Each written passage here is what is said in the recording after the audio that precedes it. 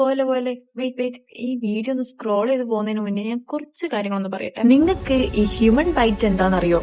അത് പറയുന്നതിന് മുന്നേ ഞാനൊരു വേറൊരു കാര്യം നിങ്ങളോട് പറയാം. ഞാൻ 10th പഠിക്കുന്ന സമയത്ത്, അതായത് ആ സമയത്ത് എല്ലാവരും ഭയങ്കര ഫുൾ A+ വാങ്ങണം, നല്ല മാർക്ക് വാങ്ങണം എന്നൊക്കെ ആയിരിക്കും. അതുകൊണ്ട് നമുക്ക് കുറെ മോട്ടിവേഷൻ ക്ലാസ്സസ് ഒക്കെ പ്രൊവൈഡ് ചെയ്യും.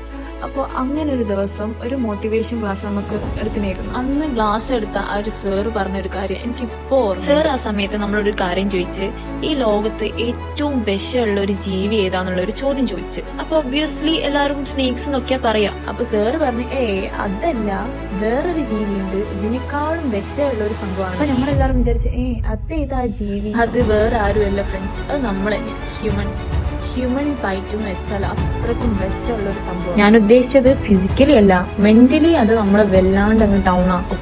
അതായത് ഇപ്പൊ ഒരാള് എന്തെങ്കിലും ഒരു കാര്യം ചെയ്യാൻ പോവുക, അപ്പോ അയാളോട് പറയാം, എടാ നീ എന്താടാ ചെയ്യുന്നേ, അത് രസമില്ല, ഇതെന്താ നീ ചെയ്തെന്താ, അങ്ങനെയൊക്കെ ഓരോ ചോദ്യങ്ങളില്ലേ.